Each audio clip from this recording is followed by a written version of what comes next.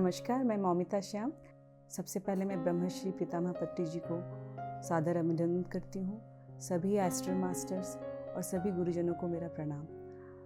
आज से मेरे इस जीवन की शुरुआत आज से लगभग 42 इयर्स पहले हुआ और मेरा बचपन का अधिकांश समय शिव की नगरी काशी में गुजरा है और वहीं मेरी पढ़ाई भी हुई है और मेरा कॉलेज स्कूलिंग सब वहीं से हुआ है।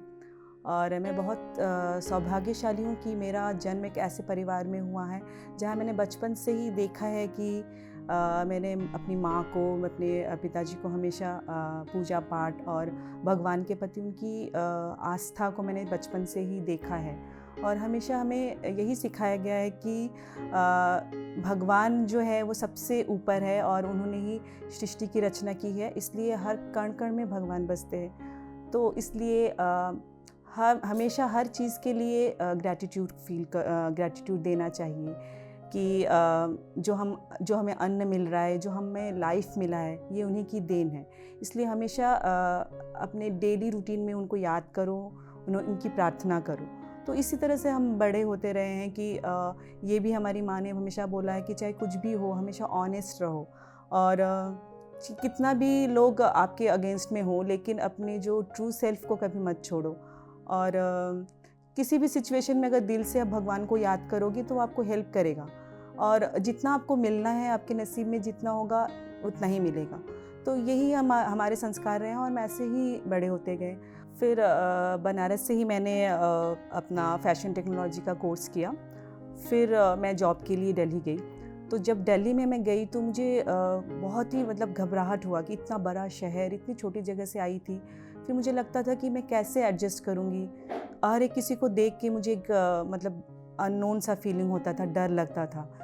फिर मैंने वही जो मैंने सीखा है, जो बचपन से मैं प्रैक्टिस की हूँ, कि सब कुछ मैंने भगवान के ऊपर रख के छोड़ दिया कि नहीं, सब कुछ अच्छा होगा। एक ऐसा फीलिंग लेके मैं आगे बढ़ती गई।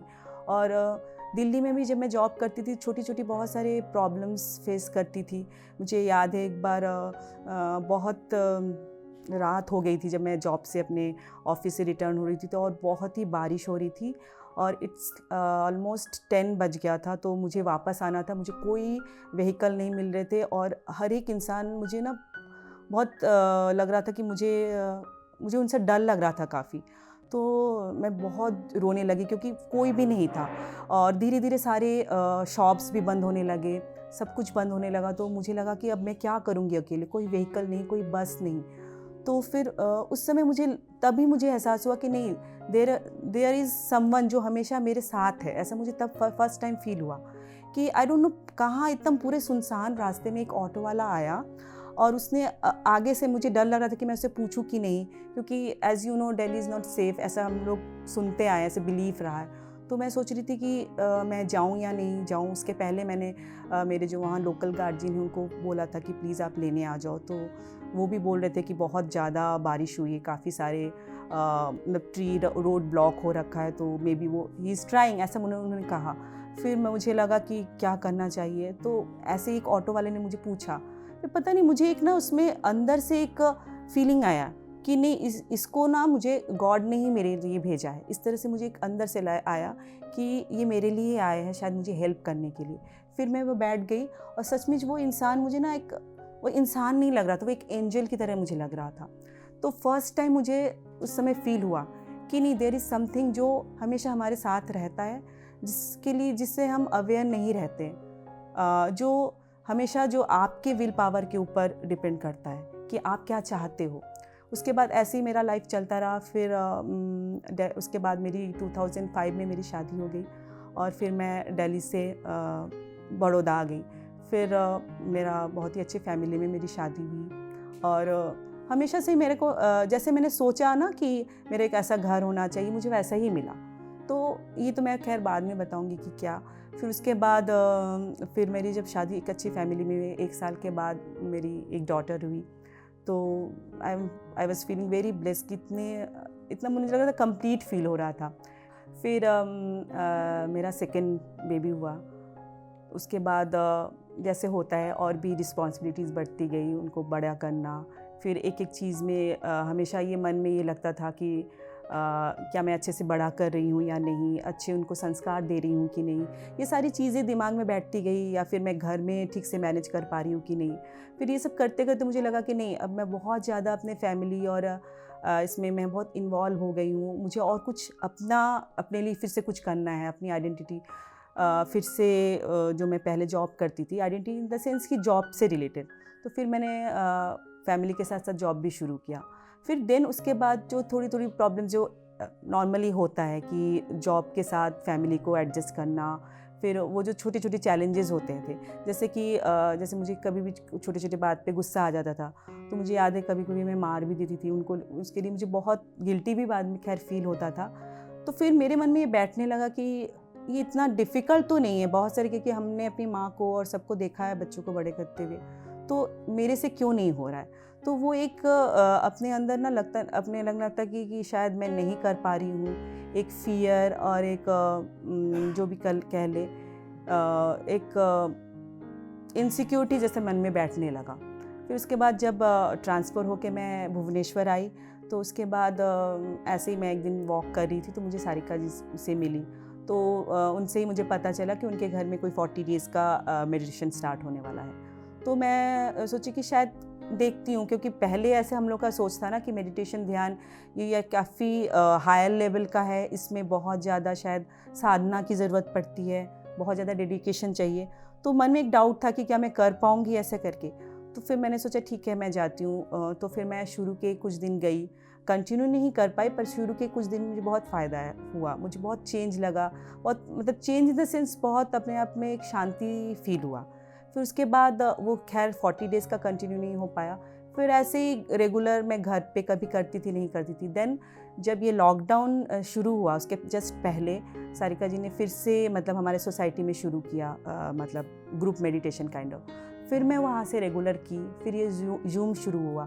तो ये जो कोविड है, जैसे बहुत लोग बोलते हैं ना कि ये मतलब वर्स्ट थिंग है और बहुत ख़राब है या जो भी कह ले, तो मुझे ऐसा कभी फील ही नहीं हुआ। मुझे लग रहा है कि ये नहीं, मेरे लिए एक टर्निंग पॉइंट था, एक लाइफ चेंजिंग पॉइंट था, वो एक फेज़ था।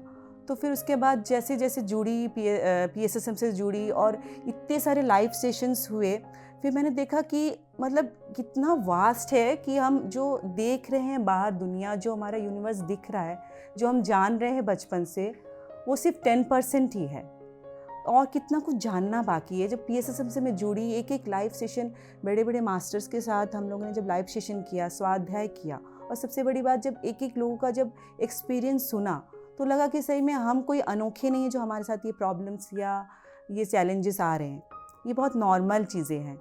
तो फिर उसके बाद जब मैं और मेडिटेशन, इंटेंस मेडिटेशन ध्यान में जुड़ी, फिर धीरे धीरे एक एक छोटी छोटी चीज़ में इतने चेंज आए ना, आपका पूरा दृष्टिकोण मेरा चेंज हो गया। मतलब हर एक चीज़ को इतना डिटेल में एक अवेयरनेस आ गया, एक कॉन्शियसनेस आ गया, हर एक चीज़ को मैं एक अलग एंगल से आप देख सकते हो। तो वो मेरे में एक बहुत ज़्यादा चेंज हुआ। और जो गुस्सा नहीं आ रहा है वैसा नहीं कर सकती, बट गुस्सा आता है, बट आई नो कि where to stop myself, ये मुझे पता चल गया कि मुझे कहाँ कंट्रोल करना है। और वो चीज़ मेरे ब्रेन में, जैसे माइंड में कभी कभी होता है ना कि अब बहुत गुस्से से आपका हेल्थ में प्रॉब्लम आने लगता है, अब उसको बहुत दिल तक लेने लगते हो, वो चीज़ नहीं रहा है। गुस्सा आया ठीक है, फिर वो मतलब फिर सेकेंड मोमेंट में ही मैंने उसको फिर से काम डाउन कर दिया कि हाँ, एक इनर वॉइस आया कि नहीं, दिस इज़ द रीज़न, अभी मुझे इसको अपने आप ही हील करना है, काम डाउन। और कोई सोल्यूशन मिल ही जाता था, या हायर सेल्फ कर लो या कहीं से कोई मुझे एक आंसर मिल जाता था इस तरह से। तो मैं तो यही कहूँगी कि और जो मेरे हेल्थ इश्यूज़ थे, आई डोंट नो, शायद जैसे बोलते हैं ना कि you create your own reality, तो इसी तरह से you create your own disease भी।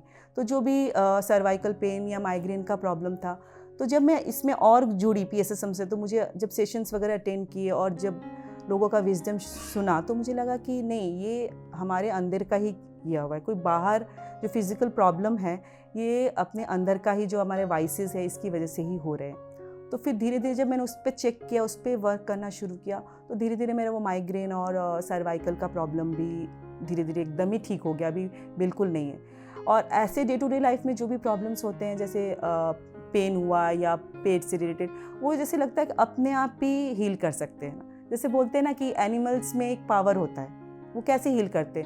तो वो एक अवेयरनेस आ गया कि जब वो कर सकते तो हम भी ह्यूमन बीइंग हैं, हमारे अंदर वो पावर है, तो वी कैन हील आवरसेल्फ। तो वही ध्यान में आने के बाद मुझे ये रियलाइज़ होता है कि जैसे पहले हम लोग का ये था ना कि भगवान हर जगह है, भगवान ही सबसे सुप्रीम है, पर आफ्टर मेडिटेशन ये पता चला कि हम ही भगवान हैं, वी आर द गॉड। भगवान हर जगह है और ये कुछ ऐसा नहीं कि सिर्फ कोई मूर्ति है उनकी पूजा करनी है तो वही भगवान है। जैसे अभी मुझे देख के मेरे बच्चे भी करते हैं और मेरी बड़ी वाली डॉटर भी जो ब्लेसिंग्स का यूथ है ना मेडिटेशन ग्रुप, उसमें करती है। छोटा वाला बेटा भी जब भी रात को वो थोड़ा इरिटेशन उसको फील होता है या फिर जब को भी डिस्टर्ब होता है, मैं जब मेडिटेशन करती हूँ तो वो भी पूछता है कि मम्मा मैं आपके साथ कर सकता हूँ, तो वो करता है। कभी कभी वो मेरे से ज़्यादा टाइम भी करता है, वो करते करते सो जाता है ऐसे। तो मैंने उसमें भी देखा है कि कभी भी अगर वो बहुत ज़्यादा परेशान रहता है या बहुत नॉटिक होता है तो मैं उसको पकड़ के बोलती हूँ चलो अभी मेडिटेशन करते हैं। और जब वो करता है सही में, वो नेक्स्ट डे बोलेगा मम्मा मैंने किया था ना इसलिए ऐसा हुआ, मतलब ये अच्छा हुआ या मेरे में ये चेंज हुआ, मैंने गुस्सा नहीं किया, क्योंकि उसको भी थोड़ा गुस्सा आता है। तो फिर ये सब चीज़ें मैं बहुत छोटी छोटी चीज़ों में मैं देखती हूँ। मतलब मेरे लिए एक एक्सपेरिमेंट है, अभी भी मैं कर रही हूँ एक्सपेरिमेंट ये चीज़ें। एक जैसे है कि मेरा हमेशा से पेंटिंग और क्रिएटिविटी और designing line, as you know मैंने फैशन डिज़ाइनिंग किया, तो वो मेरा एक डिज़ायर अभी भी है। बट जो बोलते हैं ना, जो इसमें आने के बाद जो एक्सेप्टेंस आ गया कि ठीक है ये एक टाइम है जो मुझे फैमिली के लिए पूरा देना है, इसलिए मैं इसमें पूरी तरह से इन्वॉल्व डूब गई हूँ। ये एक्सेप्टेंस आ गया है एंड आई नो कि मैं फ्यूचर में ऐसा करूँगी।